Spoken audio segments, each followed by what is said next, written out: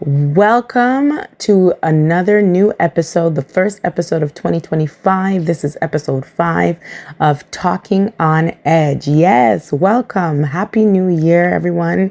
I hope everyone had a wonderful Christmas and crossed over into the new year. And I know some people make New Year's resolutions and try and start off on a different foot, a right foot, or whatever you want to call it, and try and make changes or try and make, different aspirations and stuff for themselves for this year. But either way, we want to say Happy New Year to you. I will be doing this podcast by myself today. Layla actually doesn't really watch this show that I'm going to be talking about.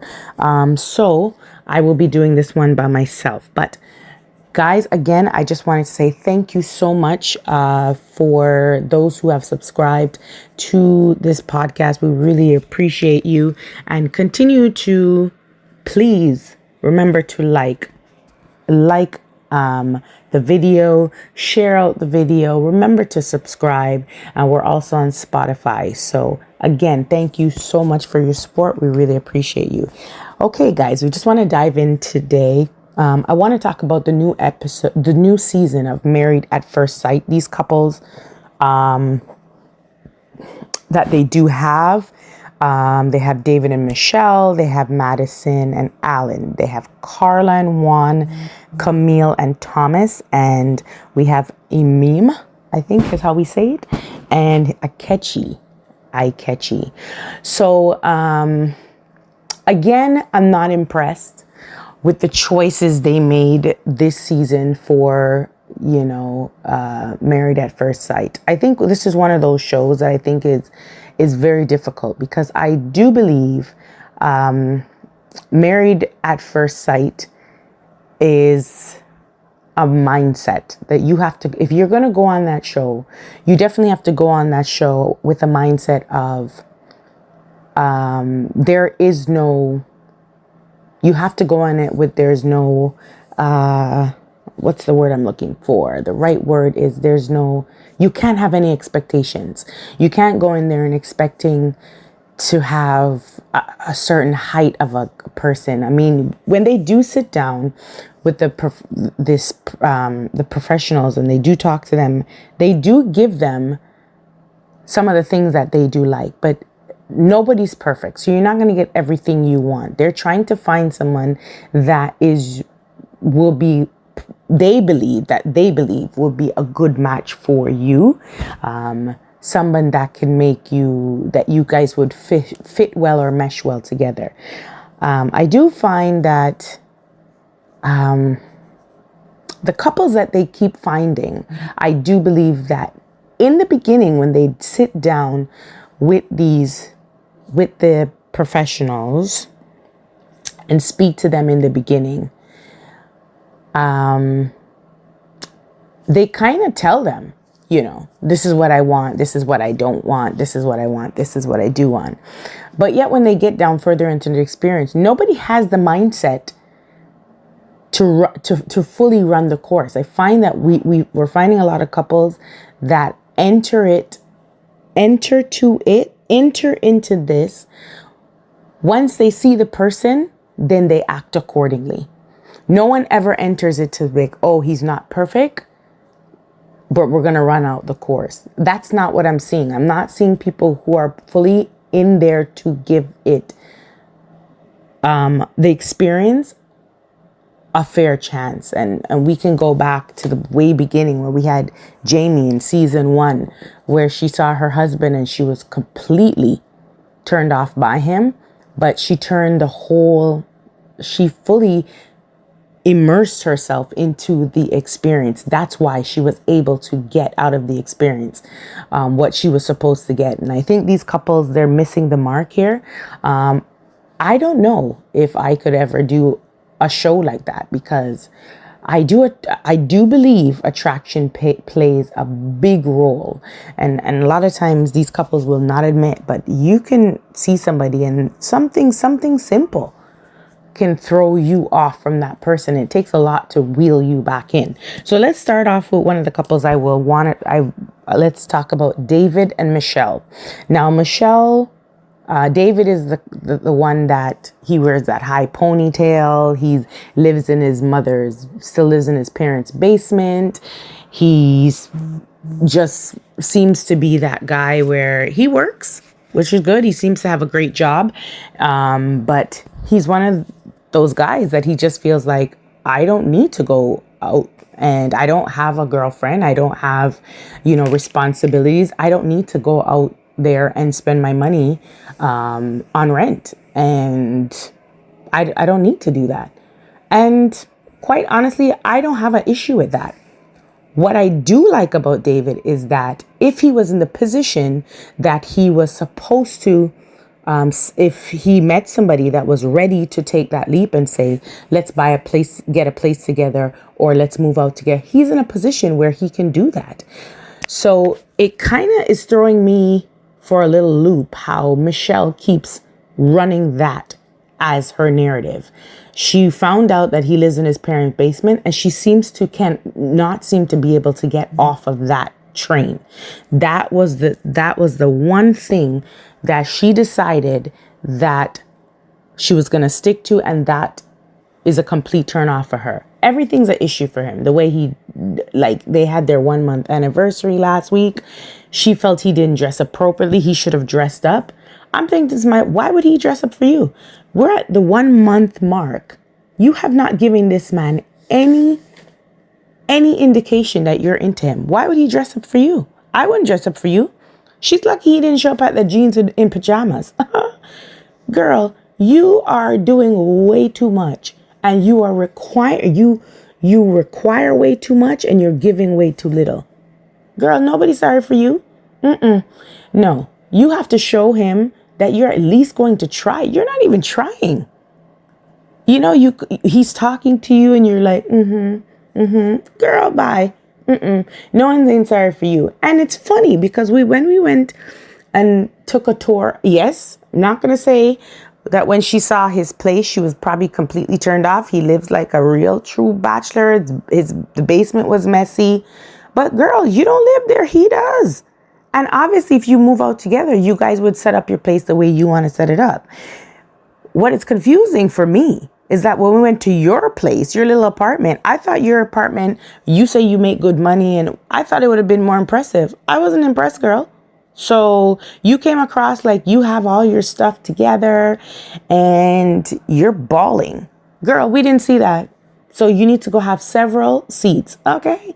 Yeah, I'm not into Michelle. I think Michelle, she's very materialistic. She got on the show for the wrong reason. I think she went on the show with a whole bunch of expectations, and she wanted every single one of them to be met. And she literally, the one time, one thing, she's holding over this man's head. Girl, you ain't ready. We won't. Decision day, they ain't gonna make it. So we already know they're out. Moving on to Carla and Juan. This is another interesting couple. I do believe in the beginning, Juan was very attracted to Carla. She's a beautiful girl. I think her drive, her free spirit, her lack of ambition, I don't know if we want to call it lack of ambition, but I'm going to throw that out there. Yeah. Is a turnoff for him. I think he doesn't see she's not a domesticated woman. She's not somebody he doesn't see the benefit of being married to her. I don't think he sees how in the long run he's going to be cared for. Even if she was going to be a stay-home mother, I don't think she would be one of those stay-home mothers that would truly take on the role where, she cooks, she cleans, she plays all the roles. She wouldn't be. I think she's that type that would probably say to him, we got to get a house cleaner. We got to get this. We got a very materialistic girl. She lives in an unrealistic space in her mind. And I think that's a problem for him because I think he works very hard. and he doesn't see that same drive in her. So I think that was a very bad match. That couple, I still don't know why the matchmakers put them together, because I don't see why they think those two would work. The only thing I think how I see they're compatible is by looks. That's it. Yeah. So moving on to Madison and Alan. So Madison, beautiful girl again. They teamed her up with Alan, who in the beginning of the season, everybody was saying that, Alan would be attracted to Madison and Madison would not, which is, we called it, which is exactly how it's going. I think what I do appreciate about Madison, even if she's faking it for the cameras, she is making a little bit of more of an effort. I would have to say, give her more credit than Michelle, that she's putting in to try and go along with the experience. My problem is that Alan's not here to be friend zoned. Alan didn't come on a show called Married at First Sight to be in the friend zone. And I believe she's already friend zoned him. So she is very much comfortable living around him, hanging out with him, because she's already parked him there. She knows in her mind she's never going to go past that. And I think, honestly, that's not fair to Alan. I think Alan can feel that she doesn't like him. So in her mind, she feels like, yeah, I'm at least I'm going through the experience and I'm doing all the exercises. I'm going out with him. I stay in the apartment with him. I'm doing all what I'm supposed to do. But at the end of the day, I do believe her mind is already set and her mind is already made up. So that's where I don't think it's fair to Alan. I will say that Alan, I believe, lacks, he needs to know his worth. I think Alan needs to get more confidence. I do believe that Alan needs to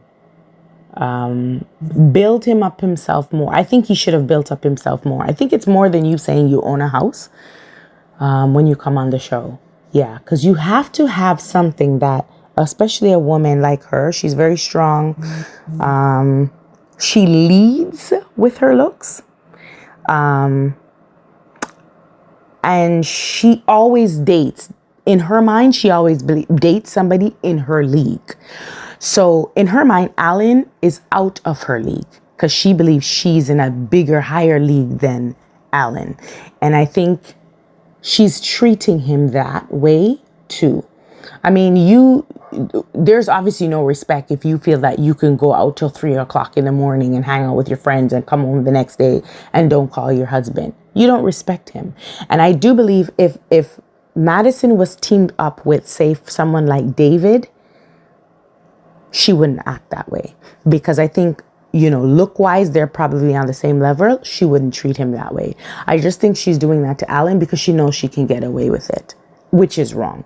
So I'm not feeling Madison, and I already know decision day, she will not say yes. I don't believe they're going anywhere further because she has already made up her mind. Like I said, she's already friend zoned him. Now, going over to, also guys, please remember to like up the video, share out the video. Please don't forget to subscribe. Also, let's move on to Camille and Thomas. Camille and Thomas. Now, Camille is that girl that I believe she keeps using this word swag. And I don't believe it's really swag she's looking for. I think what she's looking for is a guy who takes leadership, who takes that real leadership role. I think she's looking for someone that she no longer has to play a man role. I think Camille is used to being in charge in her relationship. And I think this time around, she was actually looking for someone where she could lay down her sword and be led. And unfortunately, the guy who they teamed her up with, Thomas, is not that guy. He's a very, very passive guy. He's very comfortable with you telling him what to do, and he'll just get it done. Now, personally, I can understand where Camille is coming from, because it's not attractive. But guys like him are easy to work with, because they're not very problematic, But there's a time, especially when children are involved. When children get involved, you want that man to be a leader. I don't know what their dynamics would be once they pass decision day. Is he a guy that makes sure that the bills are paid on time? Or does she have to remind him to pay the bills? Does she have to, even that whole incident last week where they're supposed to meet up at the gym for a date, which I think is so silly that they even had a date at a gym. That's weird. But anyways, I guess she wanted to show off some of her skills on camera, whatever. But him showing up late, that's not an attractive thing. I think you should have called. I think you should have explained to her why you're going to be late. And yeah, if you're going to be late, you're going to be late. Like if he had a job and he had to be somewhere at a certain time and he was going to be late, he would have to call in. So I don't know why she wouldn't get that same respect. Why wouldn't you call her and say, I'm going to be late? You know what I'm saying? I don't even think at this point it has anything to do with you being passive. I think it's you just not having respect, because that's the respectful thing to do. Say you're going to be late, right? So I think I give her props for speaking up on it, because that's not cool, right? But overall, I think the problem is in this relationship for her, she's always going to have to be she's going to have to be Mrs. Fixer Upper. She's going to always have to be fixing him until he gets to the place where he can realize, this is what she requires of me. Let me just get it done without being asked. I think he would have to get to that place on his own. But I think in this relationship, if she stays in it, she's always going to have to be playing a man role, unfortunately. Do I think they're going to say yes on decision day? I do. Because I do believe she came into this experience to be married. And I think Thomas did come into this experience not to fail again. So I do believe they will try it past decision day. But I do believe on both ends, their mindset would have to change for it to work. Now, let's get to the couple that is causing the most controversy right now, which is Emin and Ikechi. Now, let's talk about Emin. She is she's a boss lady. She has her career. She's driven. She's independent. She's a smart girl. She's a boss at work. I don't think she intended or has any intention of being the boss at home. I don't think that was her intention at all. I think she came in this experience to be married. Now, on the other hand, her husband, Ikechi, I think he did come into this experience with ulterior motives.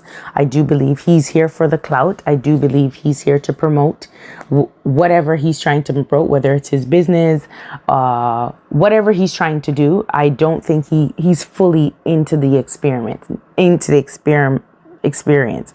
Now, I do believe from day one, he was not fully attracted to her, but he was saying, you know what, I can work with this. I think that was his mindset from he saw her. But do I believe he was fully attracted to this black, beautiful woman? Absolutely not. Now, what fully changed, I think his behavior fully changed when he went to her place. Notice, when he brought her to his place, he was proud. He was like, yeah. And she was like, yeah, this is nice.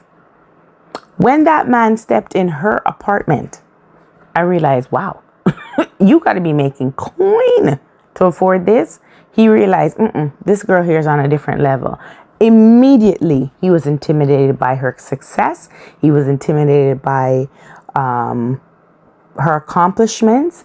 He knew he wasn't in her league. But a real man, that would not even matter. A real man that wouldn't even matter, right? I think as we can see what he does now, he creates arguments to create space between them. He literally creates arguments. Notice he came last week on the picnic, to the picnic. He already had an attitude. He already knew he wasn't going to give much to that moment of a 1 month anniversary. He didn't care.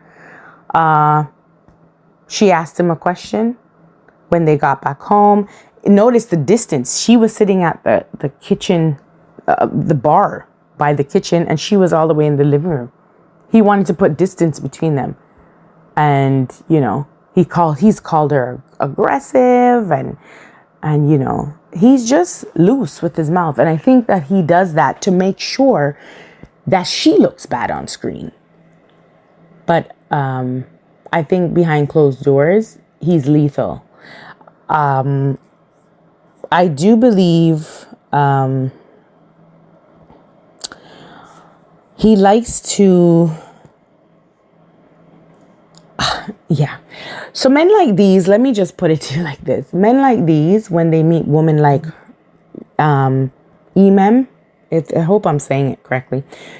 When they're intimidated by you, they don't know what role they have to play in your life, because he knows she can do all bad by herself. He absolutely knows that. He doesn't know what role he's going to play in her life. And the problem is, I think he doesn't realize you can still be a boss in your home and still lead your wife, even though she's a boss at work. That still can be done. But he's so flaky. He's so insecure. He doesn't even know. He hasn't even discovered who he is. All he does is walk around with lyrics. He's full of poems. He's full of this. He's full of that. But he can't walk the walk. He definitely can't talk the talk. So the best decision he made for us viewers last week was he exited the show. And we need him to stay gone. And I hope, based on the previews that I did see, she was withholding signing the divorce from him. Girl, sign the paper. Listen, when these people, men, show you who they are, believe them. Believe them. Huge red flag. Believe them. Girl, you dodged a bullet with that one.